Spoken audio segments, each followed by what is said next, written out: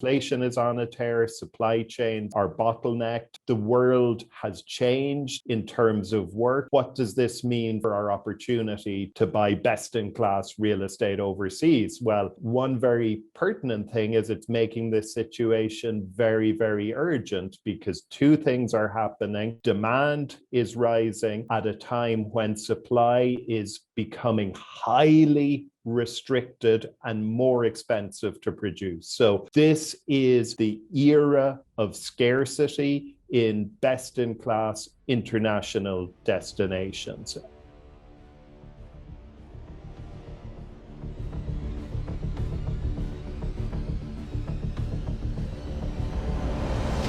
Rising interest rates and people fleeing cities, we have an enormous opportunity for international real estate. I have with me today on the Wigan Sessions, I have Ronan McMahon, who's a good friend of mine. We've spent many a late night together singing Irish ditties. I don't sing, but Ronan does. Not well. Not well, but entertaining. Ronan's been spending a lot of time in Latin America, South America, and the southern part of Europe looking at real estate deals, 15 years now. Ronan, let me ask you for context for this conversation. First of all, welcome. Thank you for joining me again on the Wigan Sessions. A pleasure to be here again. Ronan is Irish, if you can't tell. He's in Cork right now. Let's begin just with the environment that we're in. The US, we're entering into rising interest rate period because of historic inflation rates. And also inflation is even more aggressive in Europe. Let's just begin by talking about interest rates and how to invest in real estate when interest rates are rising. So give us some context there. I guess, Addison, kind of first of all, broadly, I'll kind of look at the totality of the situation in terms of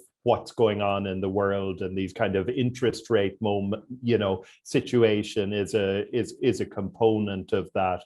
I guess, one point to be aware of, interest rates in Europe haven't yet risen, in the same way as they have in the US, and it's still possible to fix for as long as 15 to 20 years in Europe for under 2.5%. So if you think that, loading up on debt denominated in euro, fixing those rates at a real negative rate. So, I mean, you're fixing today for 2.5% in an environment where inflation is running at, 9 to 10%, you're deep into negative real interest rate. So that makes for a very compelling environment.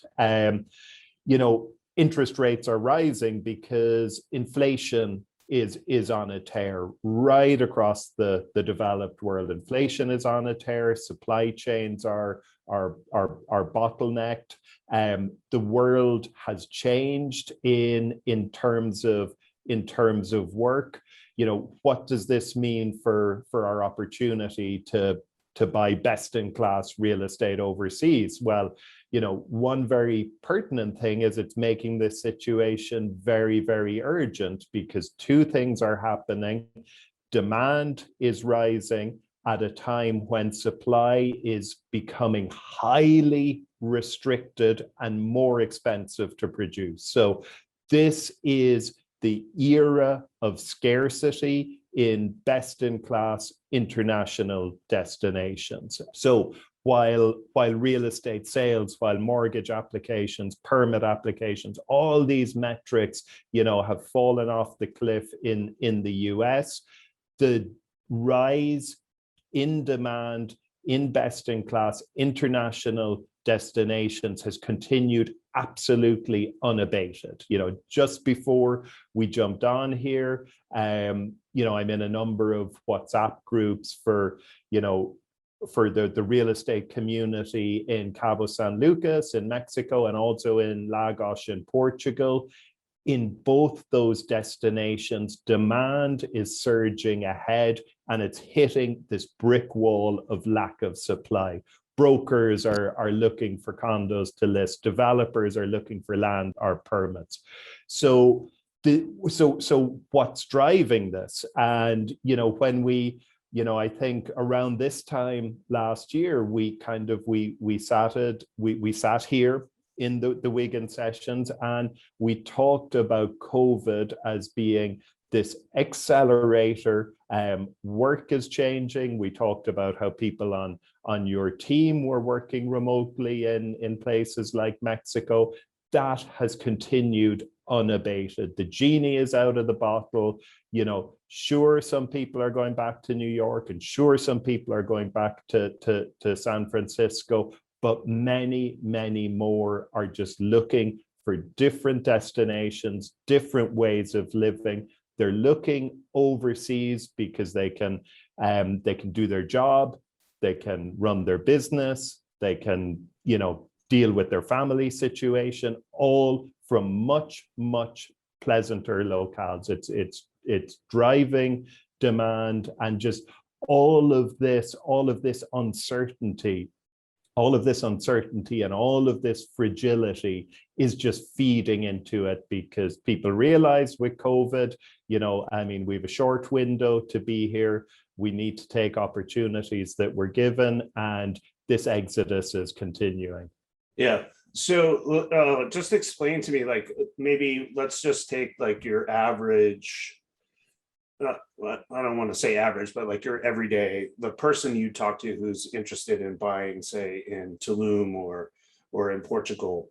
Like, what's that experience like? I just want to paint a picture for people who maybe are sitting on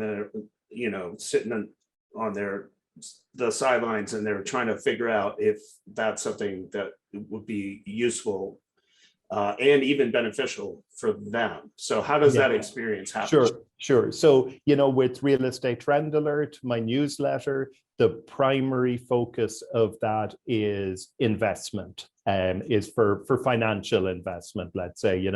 I also have editorial contributions around more lifestyle real estate, but my primary focus is finding deals in locations where we can get in at the ground floor, where we can use our group buying power to get significant discounts, and where we can enjoy, capital appreciation.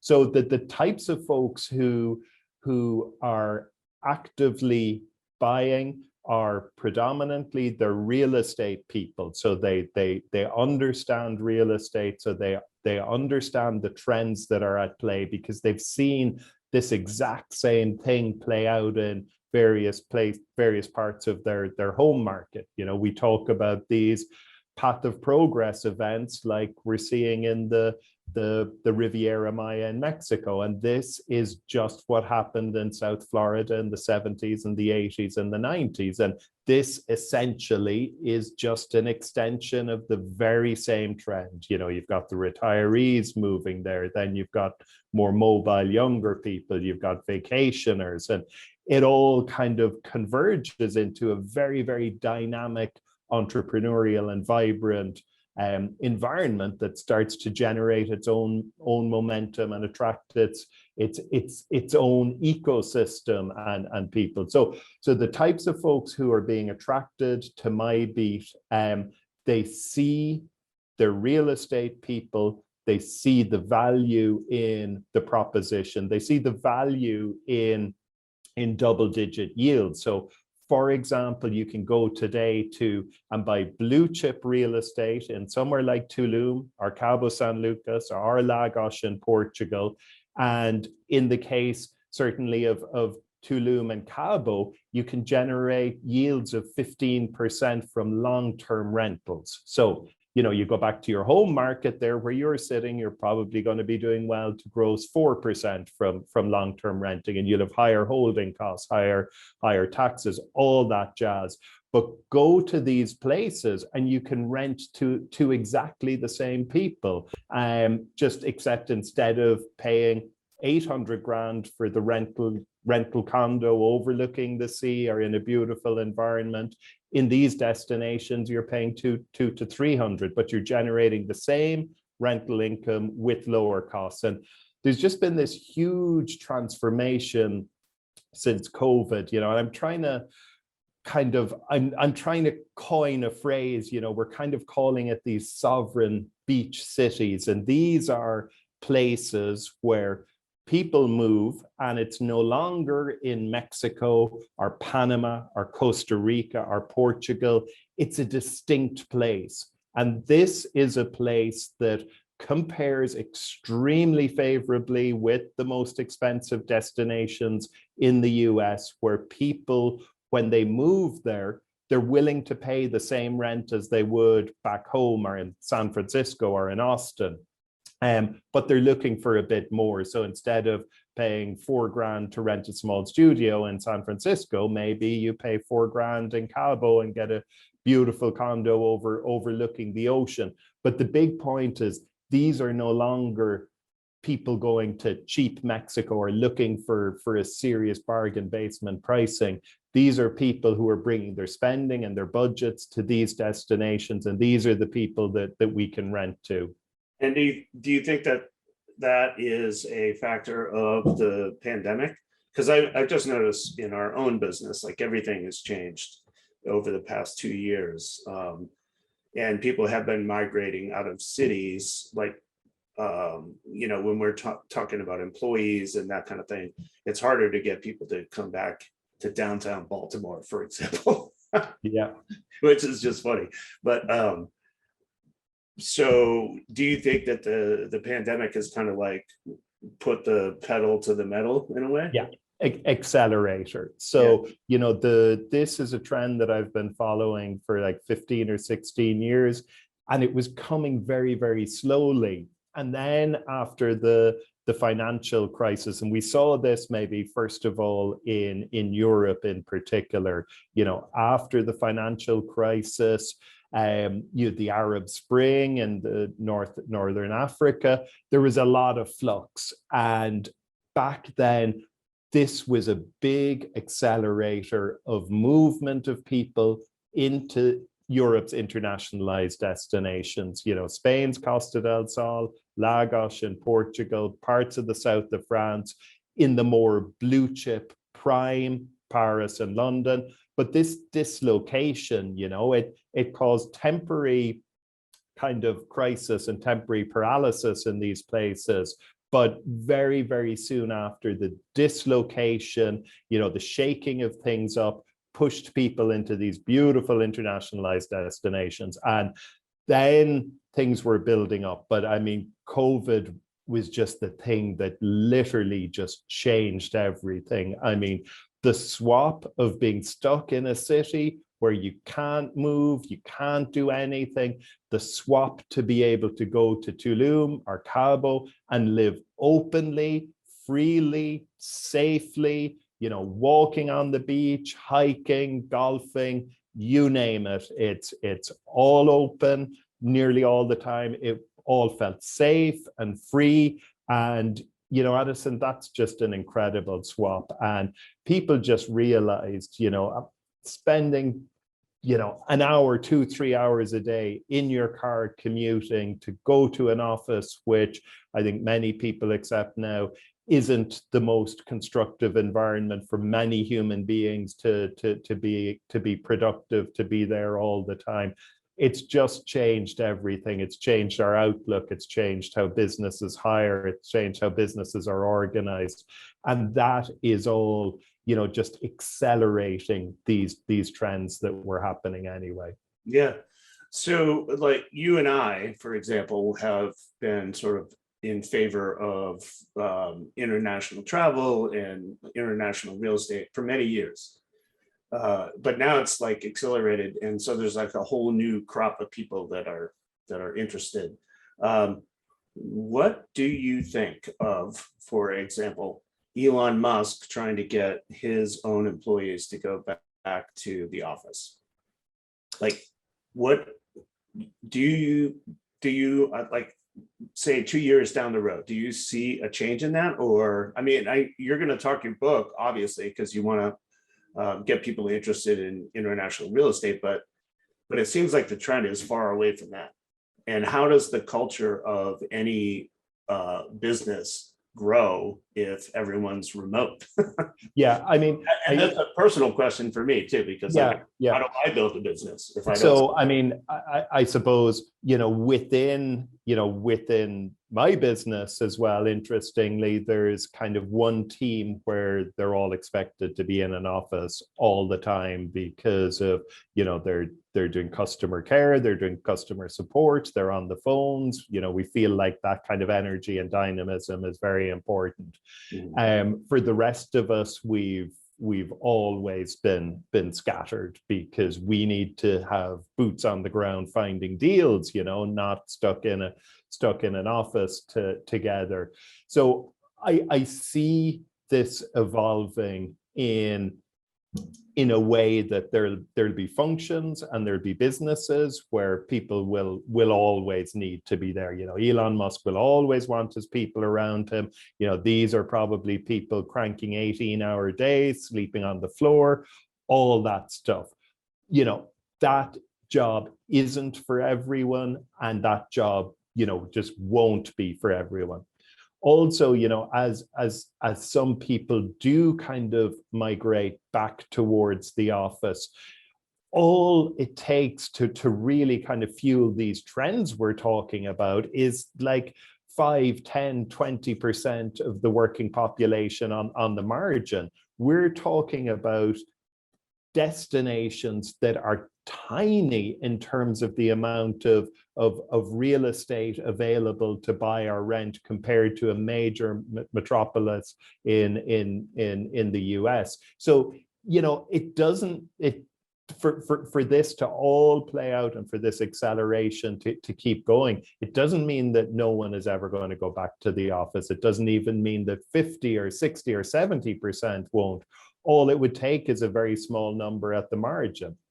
Now, Addison, add on to this, we're in this very, very fragile moment. If we're on the verge of a major recession, what happens then? What happens once people start getting laid off? We're going to see another spike in the gig economy. Where are all these people going to go? I believe it will further again accelerate these trends. So the real estate that I find and recommend for RETA members, it's real estate with a really distinct moat. I'm going to Dubrovnik next month. That's sorry. No, I said that sounds cool. It does, but it's also a great example of a moat in real estate. And in the case of Dubrovnik, this moat is an ancient old town with a big wall around it. Outside of Playa del Carmen, just last week we launched a new project that's in this amazing golf and beach community right on the edge of the city. That's got this incredible moat in that real estate like this, a community like this can never be replicated because it's 500 acres of beachfront land with golf right on the edge of Fifth Avenue in Playa del Carmen. In Lagos in Portugal, which is one of my favorite and most exciting destinations, there's a serious scarcity of developable land and permits are really tricky.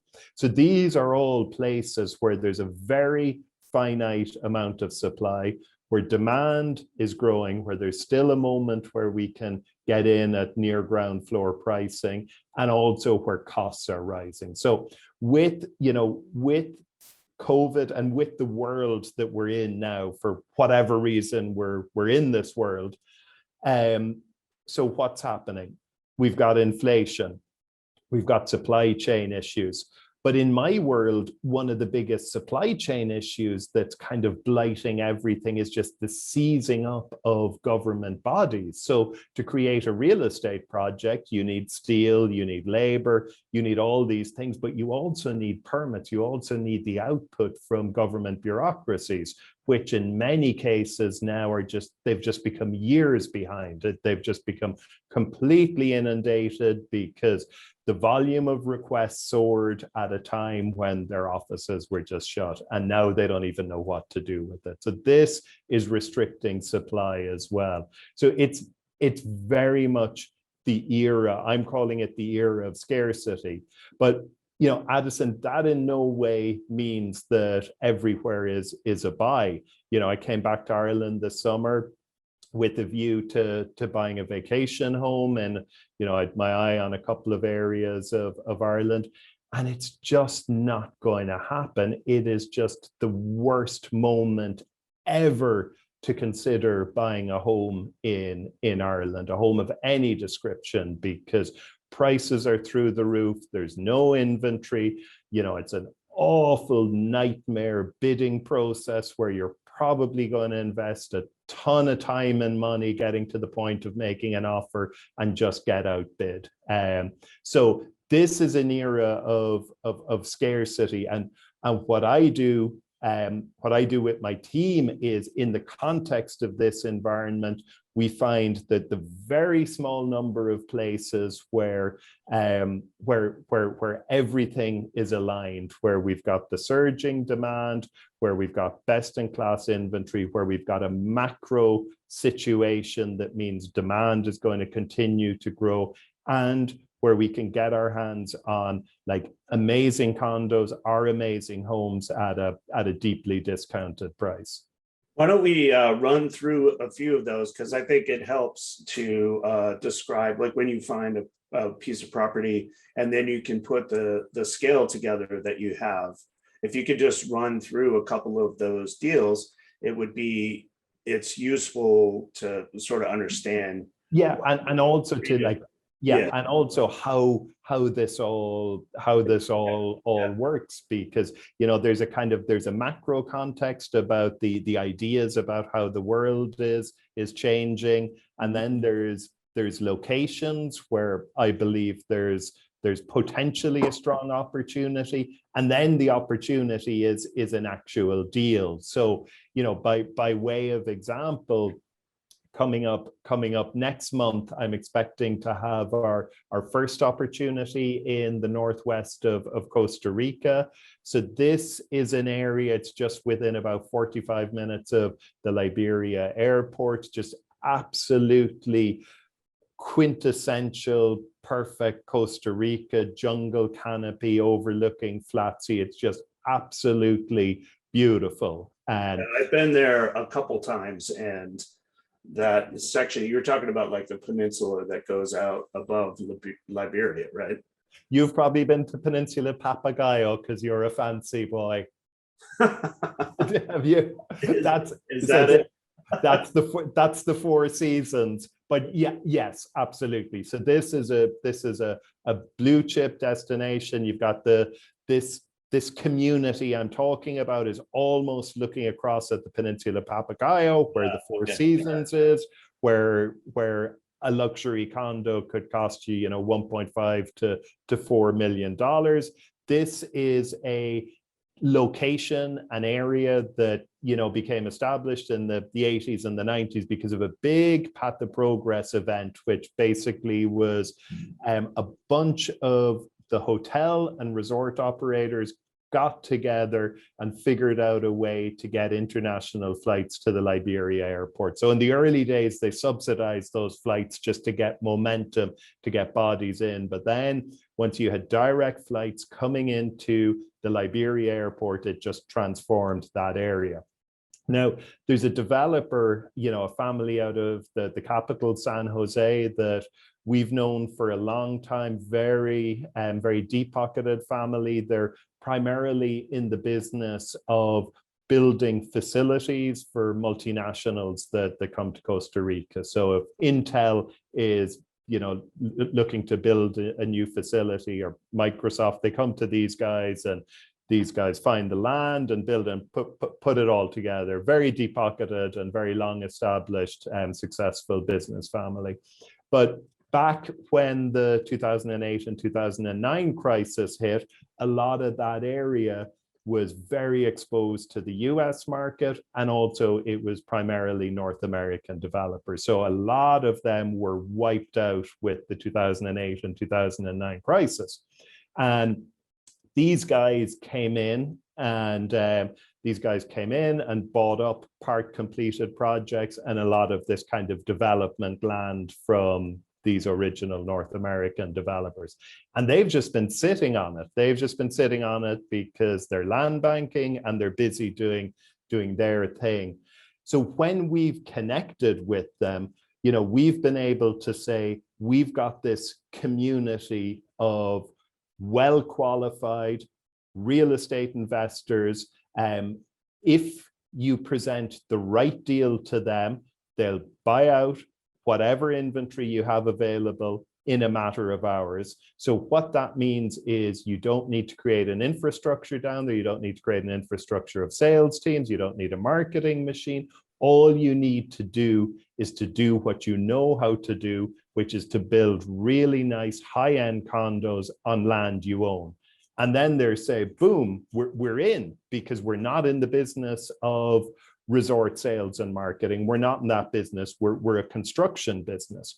So we can bring together the demand from our group of members, you know, plus this contacts with groups like this who are willing to kind of create that inventory under the right circumstances. And we can bring it together into, you know, luxury condos with amazing sea views in the north of Costa Rica, and in a boutique community from under $300,000. So these are the types of condos that you'd expect to pay $500,000 for, you know, maybe even more, if the developer went through the kind of the normal way of doing it, paid market price for land, carried all the costs of sales and marketing that go with a more protracted sales process. So we look for, I guess, kind of hacks or anomalies, ways that we can, you know, parlay our group buying power into these, you know, below market pricing. And it's, you know, Addison, it's the formula has been kind of evolving, but it's, you know, it's just what I've been doing since 2008. You know, I founded Real Estate Trend Alert in 2008 when the world as we know it, the developed Western world as we know it, was absolutely falling apart. But in this little corner of the Northeast Brazil, thanks to, you know, catch up with the south of Brazil, and thanks to the commodity super cycle, this place of Fortaleza was absolutely on a tear. So even while things were crumbling in the developed world, we were able to get into this market, use our group buying power, get amazing deals, and values were doubling, you know, from 2008 to 2010 at a time when everyone else in the developed world was losing their shirt. Yeah, let's unpack the group buying power a little bit, because I think that's like the niche that you have that is most intriguing to me. But just describe how, when you start working with a developer or a group that is trying to develop land, because sometimes there's other investors involved, you have some weight when you get to the table, and the weight is the fact that you're able to offer these deals to readers of RETA. And, yeah. I just find that intriguing, because it's kind of like you're coming to the table and saying, hey, we'll buy this, but we need this price. Exactly. So every RETA member buys as an individual, but the price is kind of negotiated based on our group buying power. Yeah, so it's a really intriguing like concept, and I think it's unique too, right? No one else is doing that. No, absolutely, completely unique. And you know, it's very kind of important to understand how this becomes a win-win-win. So, you know, a developer, when they're creating a condo project or a resort, you know, everything runs off a financial model, which is basically just an equation of assumptions about sales and assumptions about construction costs and assumptions about timelines of all of that. So when I'm sitting down with the developer, And I can say, look, see this block of sales. Let's say it's 100 or 150 sales that you were hoping to do over an 18-month or 2-year period. Let's all move them to the front. Let's see how things look in a scenario where you get all those sales done in an afternoon. And it just fundamentally changes the financial equation. So it means that it becomes a game changer because it de-risks the project because they've got a lot of these sales in the bag.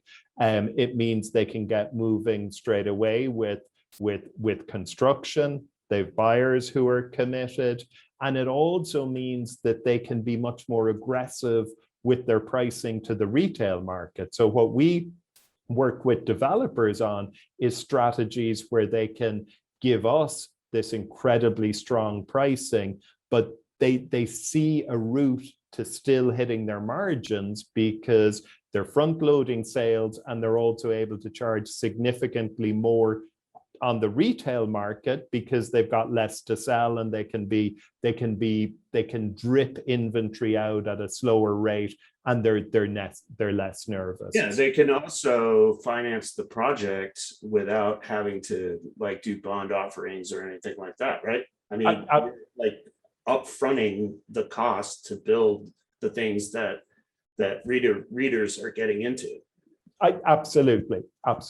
I mean, the development business, if you're building sold condos where people have, are already into it for 20 to 30% and are making more payments, that becomes a construction business. You're taking the risk of sales falling off a cliff in the middle. You're taking the banking risk off the table because you can go to the bank with a file of signed contracts. It's just a game changer. And smart developers who, in particular, if they're really, really savvy land buyers, which means that they've got extensive land banks and know how to keep growing their land banks, this model just makes absolute sense. It allows them keeping moving. It allows them to scale. It allows them to charge a premium, at a retail level. And, it legitimately, I mean, they sacrifice a bit, they sacrifice a huge dollar amount, which actually just translates into a relatively small margin amount, but with significantly lower risks because of the front loading of it. And smart developers understand this, and smart developers, and these are the types of developers we only want to work with. They understand risk, because I'm only interested in working with a developer who's been through several of these big crises, because we're going through right now. yeah. Well, that's cool.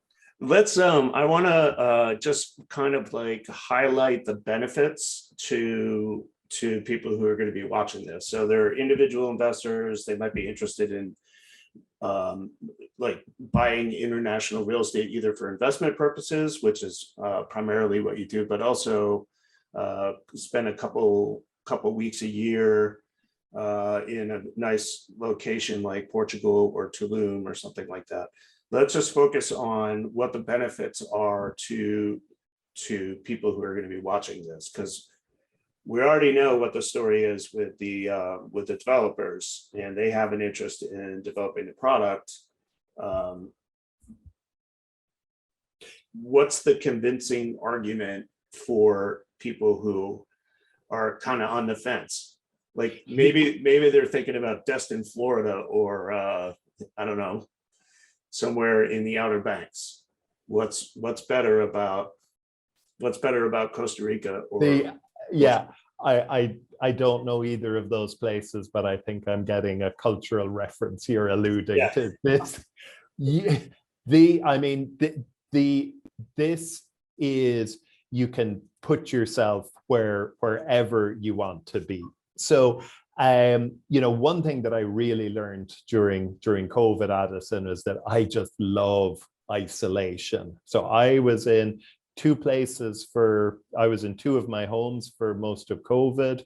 I was in the Silver Coast in Portugal, and I was in Cabo San Lucas. And there in front of me, you know, I just have these two just amazing wide expanses of beautiful beach that goes for miles and miles and miles with wild ocean.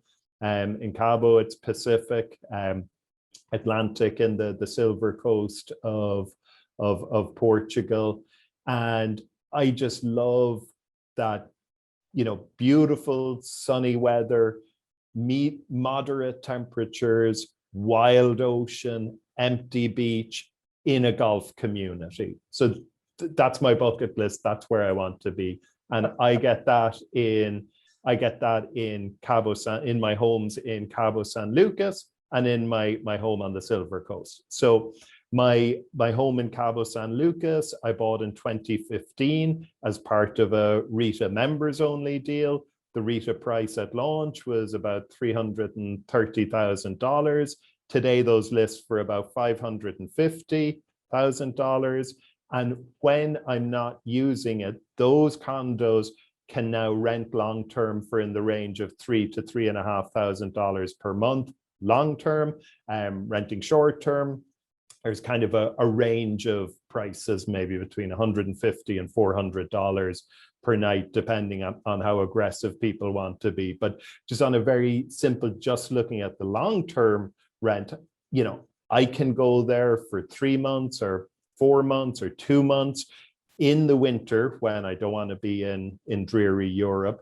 And then I can just leave and just hand the keys to my rental manager. And then if I want to, it'll be rented for $3,000 or $3.5 grand per month, and everything will be taken care of. And that's a condo that I originally bought it. This is kind of an interesting story. I originally bought it purely as an investment. I never imagined that Cabo would become part of a base and part of my life. You know, I went there with the view to finding deals for RETA members. I found one for our group. I made a great deal and I bought into it. But it was only after spending more and more time in Cabo that I started to really, really understand how perfect it was for me, because of the weather, because of the golf, because of the cooler temperatures than other parts of Mexico. And then, you know, this other home that I'm referring to, it's a beachfront condo in a community called Praia del Rey, just an hour north of Lisbon. Again, I'm perched above a beach. You know, I see surfers, I see waves crashing just as I look to my left from my terrace. I see the curve of the oceanfront golf course. Again, temperatures are cool, it's quiet, it's not cluttered with anyone, certainly when I'm there. And what I do there, Addison, is, you know, Portugal is my home and it's my primary residence. And a lot of that is motivated by a very, very low tax rate they have for a certain types of international people, but that's another story. But I leave in the summer and I come back to Ireland, you know, for July and August and maybe some of June. Again, I hand the keys to my rental manager, okay? And in just those 2 summer months, all my costs for this like beachfront condo are covered. My mortgage is covered, my HOA fees are covered, my golf club dues are covered, my taxes are covered, everything is covered. And, you know, and the interesting thing is, it's covered with not a huge amount of rental because these costs are actually so low. Like my mortgage is €600 per month. My taxes, I don't know, I don't know, maybe it's €20 per month. These are just, I don't know what the number is. People ask me what the property taxes are, and my answer is, I don't know. Not because I'm frivolous with money, because it's just such an insignificant amount of that. And that home in Praia del Rey, so the Cabo home was a deal I'd put in the RETA bucket. And by that, I mean, it makes sense purely as an investment. The Portugal home, as I told RETA members, was primarily motivated by lifestyle. So this was a lifestyle decision, but it was also a lifestyle decision that I believed would pay for itself and would also be a solid investment, over time. So the benefits are, financial in terms of making money, financial in terms of saving money, because your costs of living in these places can just be an absolute fraction of what they are back home. And then just quality of life, I mean, we're at a time, in terms of all of this inflation. I mean, geez, the inflation on luxury travel, the inflation on, an ocean view room in a really nice hotel. This stuff is just crazy. I mean, I went trying to figure out a holiday in a hotel in Amalfi that I've stayed on many occasions at different points of time. And it was like, the rate was like 5x from what I remember it was 5 years ago. Maybe rooms started at 300 euros a night back then. Now it's 1,500 a night for your base room. This is all just insane. But these homes that I own and these condos that I can move between, they're not in, they're of that quality. They give me what I'm looking for in terms of the aspect, the, ocean view, proximity to golf, all these things. So there's a very, very compelling, case on both the two sides of the financial equation, the make money, the save money, and then also just in terms of, just a better quality of life. There in Portugal, I meander out in the evening with my golf clubs on my back, and I play a loop of 5 holes in the oceanfront area. There's no one, just a few of my neighbors walking their dogs. And, my annual dues are 12 or 1,300 euro for beautiful, beautiful oceanfront course. Now, the trick here, and something to kind of bear in mind, is this area, this part of Portugal, is not like that this time of year. July and August, it's going to be full of tourists, full of families, full of traffic, the beachfront car parks, they're going to be busy. So I just avoid all that. I do the kind of the contrarian thing. I be there when I want to be, which often isn't when other people want to be, but when other people want to be there, I get to charge a premium for rental because what I have is so scarce during those peak summer months. That's good. How's your golf game? It's terrible. I'm terrible at it. And I laugh because I played a lot of golf when I was younger, but I gave it up because I don't play enough to be good. Yeah. So I just get frustrated with myself, and I'm like, oh man, I should either play a lot more or not at all. Yeah. So I try and play a good bit when I'm back in Ireland, and I try and play a good bit in Portugal. And I played a lot when I was young, but now the kind of I'm kind of bouncing around between a 4 and a 5 handicap, which isn't so bad, but I would have been a lot better but now I've thrown myself at the mercy of a personal trainer just up here, and I said, get my body golf ready again, because you got to play. Yeah. All right, so let's we're getting to the end here, but let's talk about your top 3 favorite deals through the end of the year, because I think it'll be good for us to talk to readers about how they can get involved. If they've made it this far into the interview, they're going to be interested in your best ideas. So let's talk about the top 3. Yeah. Just maybe before I jump into the top 3 deals that I know I like. Next are September first half of September, I'm taking a really, really cool trip along the coast of Croatia and into Montenegro. Right?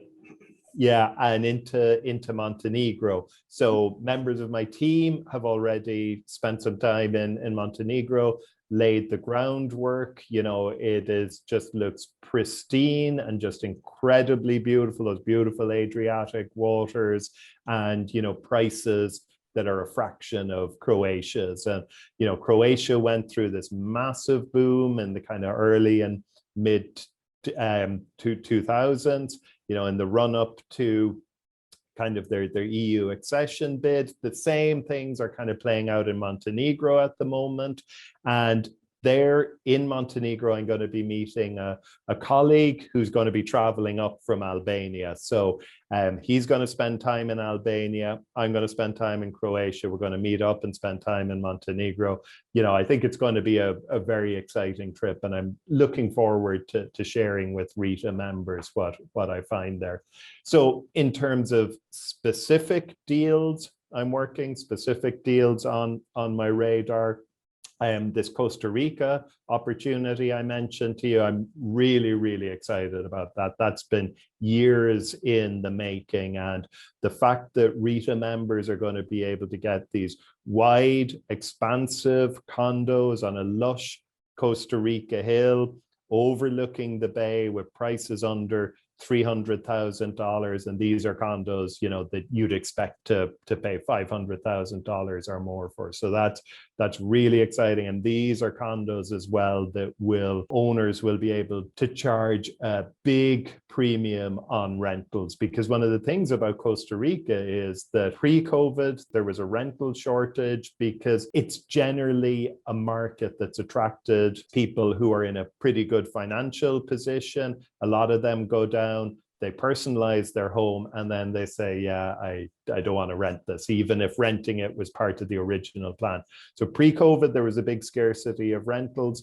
That's got even worse now since all these things that we spoke about. Cabo San Lucas, this is a market where, you know, we've just seen really, really strong gains. You know, for example, less than a year ago, we launched a project called Cabo Costa. Again, I bought there along with RETA members. You know, I frequently put my money where my mouth is and invest in deals. Our RETA members only price on a penthouse there was $249,000. An offer on one of these penthouses, exact same type condo, for $425 was just accepted yesterday. So that's $250 RETA price last August to current sales of 425. So that's the formula. We're hoping subject to construction licenses, but it's going to be, you know, Q4 of this year. From the same developer, same formula, another project, you know, very, very close to this one, unobscured views of the Sea of Cortez.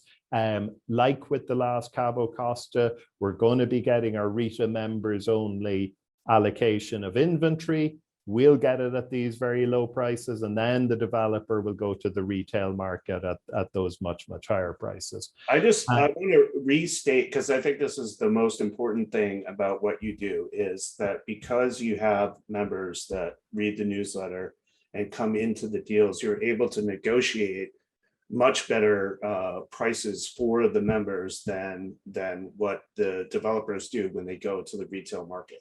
So I just want to restate that, because I want to make that as clear as possible. That's what I like about what you do, and also the value that you bring to the table when you're writing to readers about new deals is you're able to negotiate directly with the developers, and they're like, hey, this is cool because I'm going to get like 10 sales or 100 sales or whatever, like whatever the deal is. You're able to get people in on a price that they wouldn't be able to get if they just went in the retail. Yeah, absolutely. Kind of interesting story with this kind of Cabo Costa project I mentioned, where we saw pricing go from 249 to 425. Yeah. When that launched, so RETA members got in August. In addition to the pricing, I also negotiated extra protections for RETA members, like their monies were going into escrow until developers met certain conditions and other things that were additional protections. But then, Addison, I think it was, I want to say it was late October, the developer did their retail launch, and they had this party. I after we finish here, I'm going to text you some video from this party, okay? And they hired this band, and they had all these beautiful people, and they had all these canapes, and it was all very glamorous, and free champagne, all that jazz. And in the corner, there was a little group of RETA members who happened to be in town. And we sat down in front of the price list. And Addison, we felt very, very smug because our pricing on exactly the same condos was 80 to 100 grand lower than at the retail launch party. So now, bear in mind, this retail launch party is designed to be a kind of a friends and family thing. That's the brokers bring their contacts, family, friends. It's still supposed to be, somewhat exclusive. But from there, the prices rose and rose and rose and rose. So we had like the RETA price, entry price of under $200,000. Then the retail kind of entry price of, let's say, 270. Then from there, over the last, kind of 6 months, prices rose and rose and rose. So that's the formula. And I believe we're going to do it again with this next project, which is from the same developer, same general location. We know exactly what's going up in the area, which is a big thing for the Sea of Cortez views in the Teisal area of Cabo, because a lot of development there is going to be obstructed in the future. So that's a really, really exciting one. Then also let's tell people how they can read you, because I read RETA myself, just because I'm like an armchair. Like I like following you around when you're like checking out these deals, because it's just entertaining. So let's tell people how to do that. So they can join your AFR reserve, our sign up to RETA. So everything comes through my Real Estate Trend Alert publication, which is it's a monthly newsletter, but then I also send regular emails, maybe three or four a week.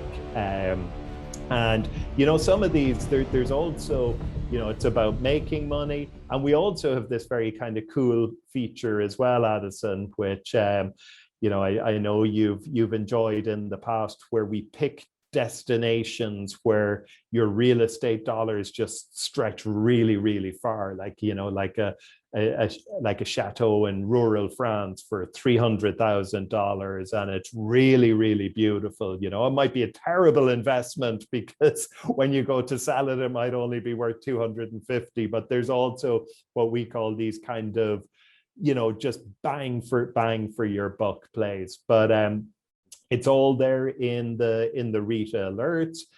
We also have in-person get-togethers from time to time, like this November 4th and 5th in Playa del Carmen. RETA members, we're going to get together. We're going to do kind of maybe 3 hours a day in the mornings in a conference hall, but most of our time is going to be spent just hanging out, visiting properties, and just eating great food. And didn't Kate Buck buy one of those in Playa del Carmen? Oh, did he? No, Kate. So, oh, yeah. She did. Yeah, sorry. She did. She bought in. He probably doesn't want me to say that on air, but well, she posted it on her social media during the week. So she shared very kind words for us on her Instagram during the week. Yeah, so she's very happy down there. Very grateful for that. And then I guess also in Lagos in Portugal. So Lagos in Portugal, it's on the western edge of the Algarve. You know, I hear people say that it's like, feels like part Cabo, part Southern California. It's just really, really amazing beaches, sheltered coves, beautiful water. There's an ancient old town. You just cross a bridge and you're in a modern, shiny marina. You've got beach, and this is a location where there's a chronic shortage of hotels, where short-term rentals can rent as much as 46 to 48 weeks per year, where you can generate a really, really strong rental yield, where you can get mortgage finance in Portugal, which isn't the case in those Mexico deals. I negotiate developer finance, or developers offer developer finance exclusively to RETA members. But in Portugal, you can get a regular mortgage. Americans can borrow as much as 80%, 70% might be more comfortable or more conservative, and rates there are super low. You can still get variable rate mortgages for around 1% and fixed for around 2.5%. So, you know, if you're concerned about inflation, there is just no play, I know, like loading up with debt on best-in-class blue chip real estate. Fix, you know, when you're fixing at 2.5% for a long period of time, and then all inflation is working its magic and basically reducing. Yeah. So this is, I mean, you know, I don't know what to make of the world we're in, Addison. I mean, I think it's very hard to guess what happens next or what that means. But, you know, I firmly believe where I'm putting myself physically and where I'm putting my money in these internationalized places, you know, it's set to do well, you know, pretty much no matter what happens. We scoot into big recession, people are going to be dislocated. There'll be the rise of the gig economy. There'll be more people our age who are all of a sudden, you know, dislocated and need to kind of figure out something different. That will drive demand. You know, something happens and, you know, the things go back on a tear or whatever, you know, people, you've got just the scarcity. You know, it's just such a phenomenon right across the developed world that there just isn't enough houses for people. You know, I mean, it's the same in the US. So, you know, you've got, with all these fears, home starts are being reduced, permit applications are you know, gone low. But there's just not enough houses. Like, the population is growing, the home sizes and contribute, and, you know, how they're organized are changing in a ways that you know, this trend of fewer people per household is continuing. There's just a need for more houses, whether that's most of the US, Canada, Ireland, the UK, pretty much everywhere. And that's not going to change. You know, in the short term, supply is going to be crunched. Short term, you know, demand is being impacted by interest rates and economic jitters, but the fundamentals are the same. I mean, people need somewhere to live. There's no getting around that. You know, there's, you know, yeah, I can might as well be on a beach somewhere. Exactly. Yeah. All right, Ronan, I'm going to check back with you probably in September, because I want to know how some of these deals, like the Costa Rica deal and the one in the Northern Algarve, are coming about. So I'll check back with you in a couple months. And great stuff, and be sure to keep an eye on your alerts. And I hope we'll see you at the gathering in November in Playa del Carmen. Yeah, you'll have to send me information because I wasn't aware of that. Well, yeah, I'm probably misspeaking now because I'm probably letting the cat out of the bag. So maybe you heard it first on the Wigan series and RETA members are hearing it first. But this information will be winging its way to all RETA members in the next couple of weeks. Awesome. All right. Thanks, Addison. I'll talk to you soon. Bye.